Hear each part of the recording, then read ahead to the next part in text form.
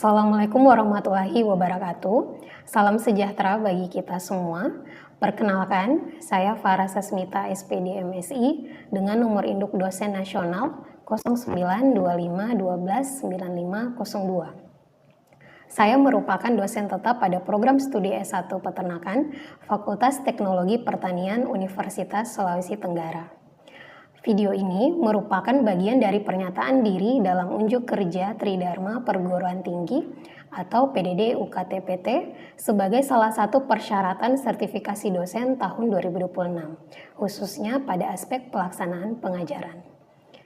Pada kesempatan ini, saya akan memaparkan secara singkat pelaksanaan pembelajaran pada mata kuliah Manajemen Kesehatan Ternak dengan kode mata kuliah PTK 514. Mata kuliah Manajemen Kesehatan Ternak merupakan mata kuliah wajib yang ditempuh oleh mahasiswa semester 5 program studi S1 Peternakan dengan bobot 3 SKS dan dilaksanakan selama 1 semester. Pembelajaran pada mata kuliah ini dirancang menggunakan pendekatan OB atau Outcome Based Education dengan menerapkan Student Centered Learning atau SCL. Melalui pendekatan ini, proses pembelajaran berfokus pada pencapaian pembelajaran mahasiswa dengan menempatkan mahasiswa sebagai subjek pembelajaran yang aktif melalui kegiatan apersepsi, tanya jawab, analisis diskusi kasus, dan refleksi. Sementara itu, dosen berperan sebagai fasilitator yang membimbing, memberikan umpan balik, serta mengarahkan mahasiswa dalam mencapai capaian pembelajaran yang telah ditetapkan.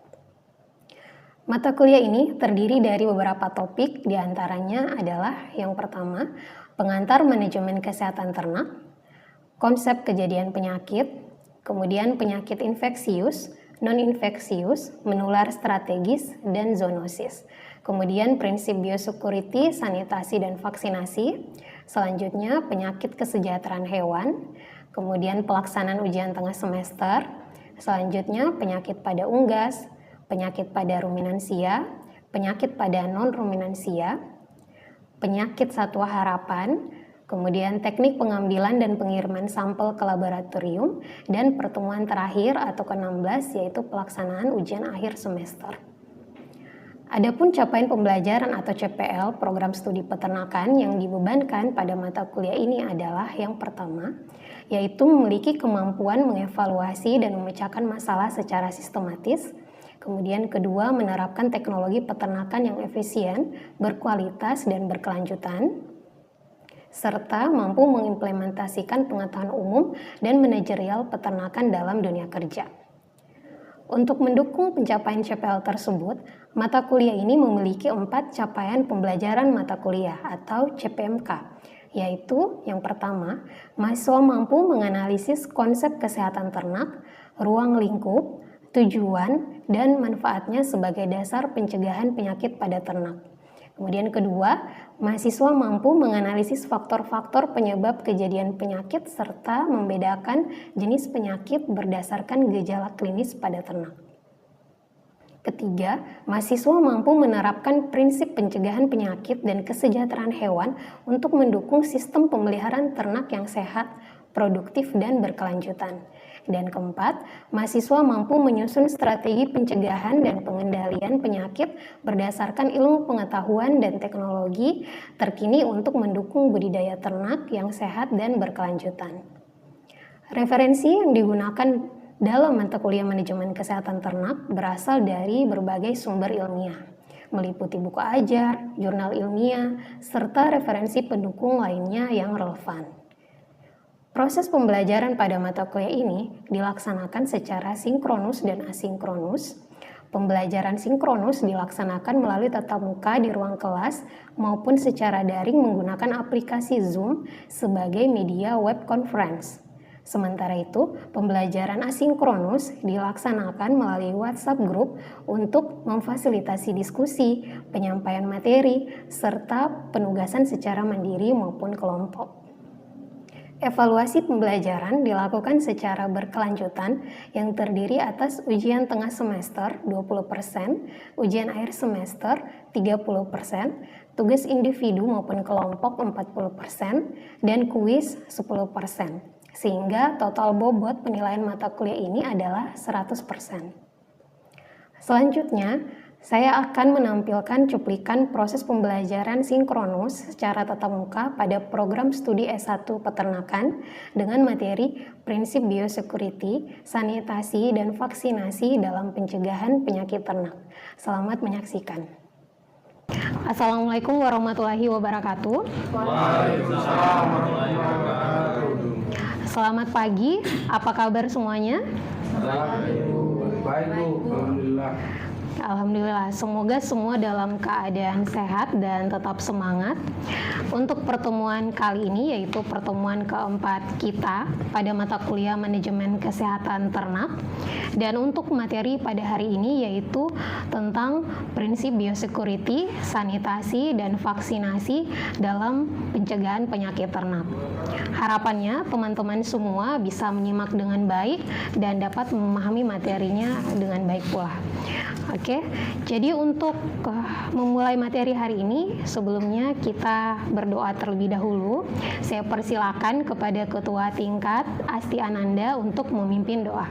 Saya persilakan. Perhatian teman-teman, sebelum pembelajaran hari ini kita mulai, marilah kita berdoa sesuai keyakinan dan kepercayaan kita masing-masing. Berdoa dimulai.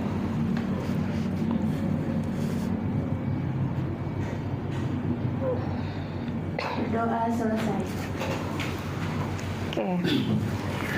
Baik, sebelum memulai perkuliahan saya absen dulu ya. Oke, Akbar, Asti Ananda, Hadir Bu. Dita Aprilia, Hadir Bu. Almi, Hadir Bu. oke, Juliana, Jermansyah, Hadir Bu. Floren. Hadir Bu. Oke, jadi hari ini semuanya hadir ya.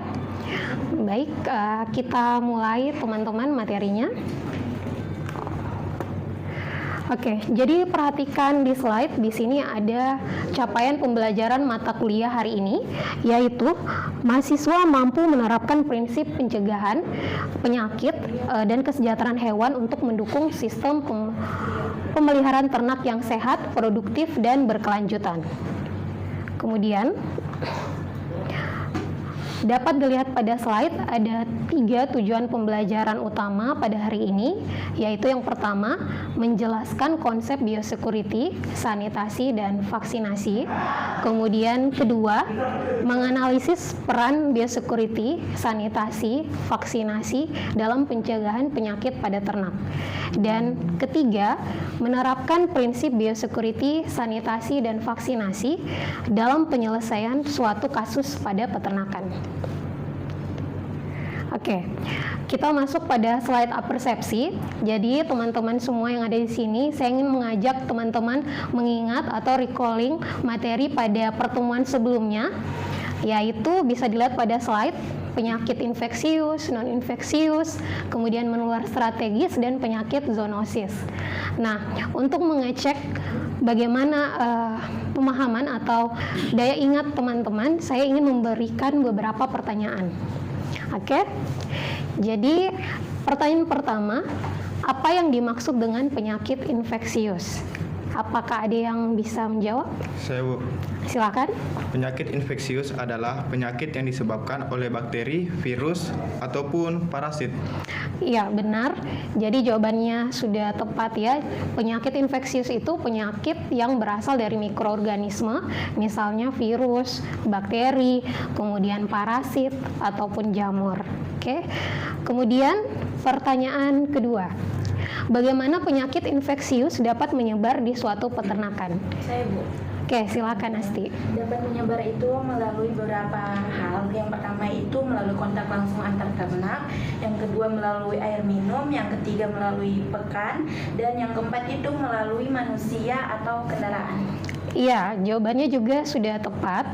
Jadi penyakit atau agen penyakit pada lingkungan ternak itu bisa melalui beberapa media. Yang pertama, kontak langsung antar ternak, kontak langsung antar manusia. Jadi pada pertemuan sebelumnya kita sudah membahas tentang penyakit zoonosis. Penyakit zoonosis itu penyakit yang menular antara hewan ke manusia ataupun sebaliknya dari manusia ke hewan ternak. Nah, kemudian melalui pakan, melalui air minum, melalui peralatan atau sarana prasarana yang ada di sekitar area kandang. Oke. Selanjutnya, pertanyaan ketiga. Mengapa penyakit infeksius perlu dicegah sedini mungkin? Silakan jika ada yang menjawab, bisa menjawab. Saya jadi pertanyaan itu, mengapa penyakit infeksius perlu dicegah sedini mungkin? Nah, yang pertama, agar ternak tidak mati. Yang kedua, supaya kerugian peternak tidak dikurangi. Itu, Bu. Oke, baik, saya lengkapi jawabannya ya. Jadi pencegahan penyakit pada ternak sedini mungkin itu lebih baik dibanding mengobati penyakit yang sudah terlanjur menyebar di area peternakan atau pada ternaknya sendiri. Karena dengan pencegahan sedini mungkin bisa menekan kerugian ekonomi, atau ekonomi itu kerugiannya bisa diminimalisir. Kemudian resiko penyebaran penyakit juga dapat ditekan dan bisa meningkatkan produktivitas dan kesehatan ternak. Oke, selanjutnya. Nah, kita masuk di ilustrasi kasus. Nah, teman-teman semua di sini, bayangkan Anda adalah seorang pengolah peternakan ayam broiler dengan populasi sekitar 5.000 ekor. Nah, selama 1 minggu terakhir terjadi peningkatan angka kematian hingga 15%. Kondisi ini tentu akan menimbulkan kerugian bagi peternak dan mengganggu produktivitas usaha peternakan. Nah, menurut teman-teman, apa saja kemungkinan penyebab meningkatnya angka kematian tersebut? Ada yang bisa jawab? Silakan. Mungkin air minumnya tercemar, Bu. Oke, air minum, ya, konsumsi air minum, tempat air minum itu bisa menjadi salah satu tempat penyakit yang ada di area peternakan. Kemudian kedua, yang selanjutnya? Ya, Bu. Mungkin karena kandangnya, kondisi kandangnya yang kurang bersih dengan pakannya yang kurang sehat. Oke, lingkungan kandang dan kualitas pakan benar bisa mempengaruhi kesehatan ternak. Oke, jadi untuk pendapat teman-teman dan jawaban teman-teman mulai dari persepsi sampai ilustrasi kasus, semuanya sudah benar ya, sudah tepat, dan kita lanjut ke slide berikutnya. Nah, di sini ada beberapa faktor kemungkinan penyebab meningkatnya angka kematian pada peternakan ayam broiler. Nah, yang pertama adanya penyakit infeksius. Tadi kita sudah sempat membahas bahwa penyakit infeksius itu penyakit dari mikroorganisme seperti bakteri dan virus. Kemudian nomor 2 yang akan kita bahas di 3 prinsip ini, salah satunya biosecurity belum diterapkan secara optimal. Jadi agen penyakit itu bisa mudah masuk di area peternakan atau area kandang. Kemudian ketiga, sanitasi kandang kurang baik. Jadi tidak dilakukan pembersihan secara rutin di area kandang. Dan keempat, program vaksinasi belum berjalan dengan baik. Nah, program vaksinasi ini harus sesuai jadwalnya, kemudian penyimpanannya juga harus diperhatikan, suhunya. Nah, ini kalau belum berjalan dengan baik, maka akan bisa mempengaruhi kesehatan ternak. Kemudian kelima, manajemen pemeliharaan kurang optimal. Jadi di area kandang itu kita harus perhatikan bahwa manajemennya bagaimana, apakah area kandangnya sudah bersih, kemudian kelembapannya, cahayanya, kepadatan ternak pada satu kandang bagaimana. Itu semua kita harus mengecek secara berkala, apakah semuanya sudah sesuai aturan atau belum. Oke. Nah, kita masuk pada surveillance kesehatan ternak. Jadi surveillance kesehatan ternak ini adalah kegiatan pemantauan kondisi kesehatan ternak untuk mendeteksi perubahan-perubahan atau gejala-gejala sejak dini pada ternak. Yang pertama bisa kalian lihat pada slide, yaitu contohnya perubahan nafsu makan dan konsumsi air. Kemudian kedua, ada penurunan produksi atau pertumbuhan, perubahan perilaku ternak. Selanjutnya munculnya gejala klinis. Kelima, peningkatan angka kesakitan dan kematian. Dan terakhir yaitu perubahan kondisi lingkungan kandang. Oke, jadi sebelum masuk ke materi selanjutnya atau slide selanjutnya, kita akan memfokuskan manajemen kesehatan ternak ini pada 3 prinsip, yaitu prinsip biosecurity, sanitasi, dan vaksinasi. Kita masuk pada prinsip pertama. Nah, biosecurity definisinya adalah serangkaian tindakan untuk mencegah masuknya, berkembangnya, dan menyebarnya agen penyakit pada peternakan. Tujuannya yang pertama, mencegah masuknya penyakit, kemudian kedua, memutus rantai penularan, dan ketiga, melindungi kesehatan ternak. Komponen utama biosecurity ada 4, yaitu biosecurity konseptual, kebijakan dan aturan peternakan, kemudian biosecurity struktural, seperti pagar, pembatas area, dan tempat cuci kaki. Dan ketiga, biosecurity operasional, seperti kebersihan, pembatasan lalu lintas, orang dan kendaraan ya. Dan keempat yaitu pembatasan lalu lintas seperti manusia, ternak, kendaraan, dan peralatan yang ada di area kandang. Nah, di sini ada contoh 4 gambar penerapan biosecurity. Jadi yang pertama itu ada penerapan footbed. Nah, penerapan footbed ini yaitu bertujuan untuk sebagai salah satu syarat ketika ada tamu yang masuk ke area kandang wajib masuk ke dalam bak larutan disinfektan agar tujuannya untuk melepas atau mengurangi mikroorganisme yang berasal dari alas kaki. Nah, ini contoh gambarnya. Oke. Nah, untuk nomor 2, 3, dan 4, mungkin nomor 2 dulu. Ada yang bisa mendeskripsikan gambar ini? Saya persilakan. Saya, Bu. Oke, silakan Jermansyah. Pada gambar tersebut, Bu, petugas peternakan yang sedang menyemprotkan cairan disinfektan, Bu. Oke.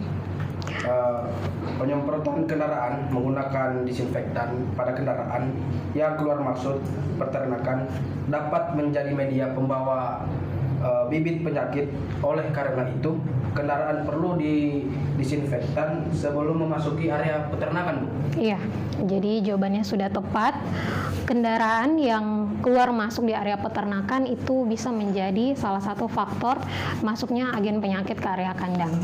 Oke, jadi perlu diberikan larutan disinfektan sebelum masuk ke area peternakan. Kemudian gambar ketiga, ada yang bisa menjawab? Saya, Bu.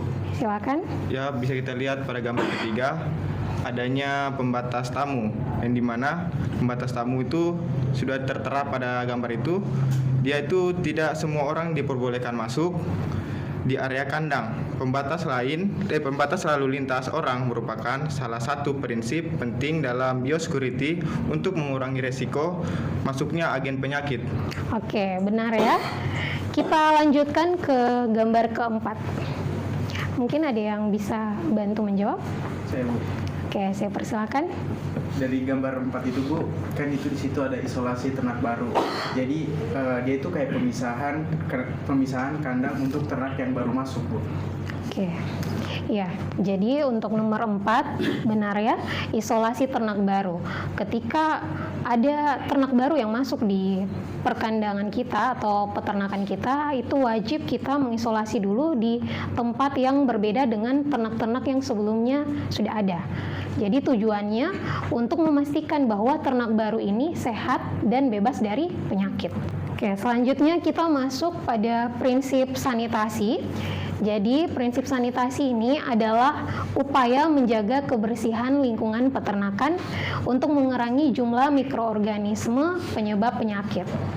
Tujuan pertama yaitu menjaga kebersihan kandang, kemudian mengurangi sumber infeksi, dan ketiga menciptakan lingkungan yang sehat.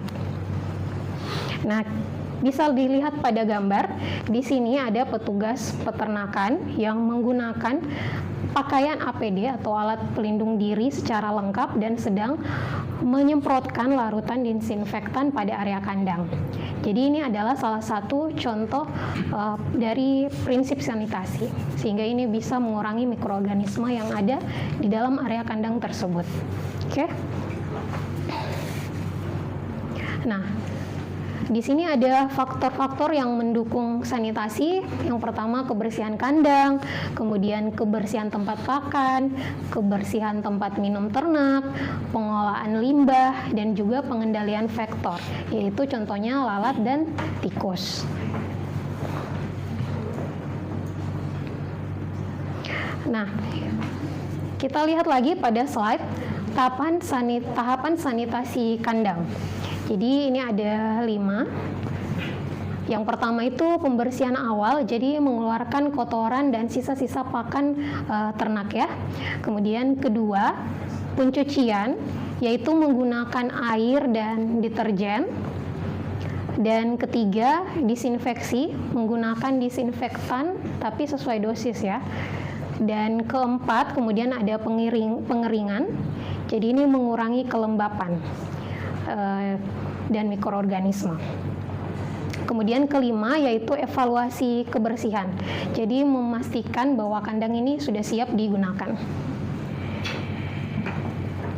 Nah, mengapa sanitasi penting? Jadi karena lingkungan yang kotor itu bisa menyebabkan berkembangnya mikroorganisme, virus, bakteri, dan parasit. Begitu juga jamur.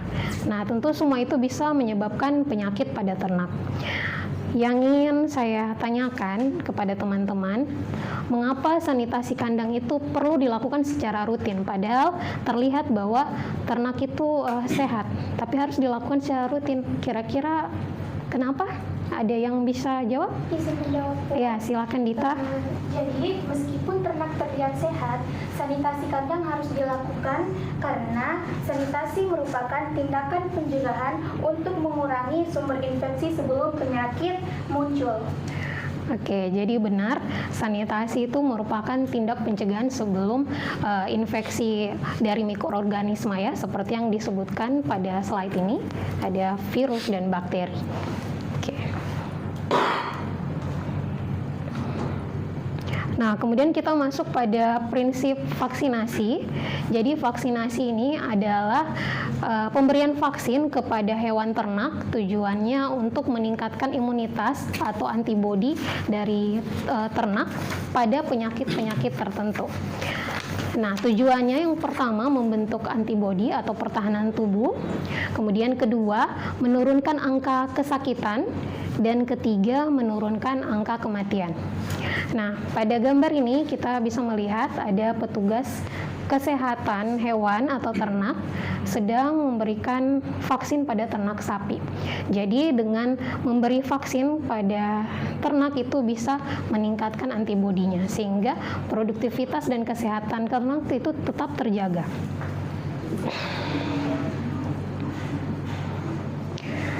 Oke, masuk kepada faktor keberhasilan program vaksinasi. Yang pertama itu jenis vaksin, kemudian kualitas vaksin, penyimpanan vaksin atau cold chain, umur ternak, kondisi kesehatan ternak, dan ketepatan jadwal vaksinasi. Nah, mengapa sih pemberian vaksin itu bisa gagal? Kira-kira ada yang bisa jawab? Silakan. Mungkin karena vaksinnya sudah rusak akibat penyimpanannya yang tidak sesuai. Oke, jadi benar. Oke, setelah 3 prinsip yang kita sudah pelajari tadi, prinsip biosecurity, sanitasi, dan vaksinasi, jadi kita bisa tahu bahwa ketiga prinsip ini harus dilakukan secara terpadu. Jadi tidak berdiri sendiri ya. Oke, jadi kesimpulan pada materi hari ini, Pencegahan penyakit pada ternak memerlukan pendekatan yang menyeluruh dan berkesinambungan, dan penerapan prinsip kesehatan secara konsisten ini dapat menekan risiko penyebaran penyakit, kemudian mengurangi kerugian ekonomi akibat kematian ternak, dan mendukung terciptanya peternakan yang sehat, produktif, dan berkelanjutan. Oke, jadi materi hari ini slide terakhir yaitu kesimpulan kita, dan saya tutup materi hari ini. Sampai jumpa pada pertemuan selanjutnya. Saya akhiri. Assalamualaikum warahmatullahi wabarakatuh. Demikian video singkat mengenai materi prinsip biosecurity, sanitasi, dan vaksinasi dalam pencegahan penyakit ternak pada mata kuliah manajemen kesehatan ternak. Terima kasih saya sampaikan kepada Kemendikti-Saintek melalui Direktorat Jenderal Pendidikan Tinggi LL.Dikti Wilayah 9. Saya juga mengucapkan terima kasih kepada pimpinan Universitas Sulawesi Tenggara, kolega dosen, serta mahasiswa yang telah berkontribusi dalam proses pembelajaran ini. Demikian yang bisa saya sampaikan. Semoga bermanfaat. Assalamualaikum warahmatullahi wabarakatuh.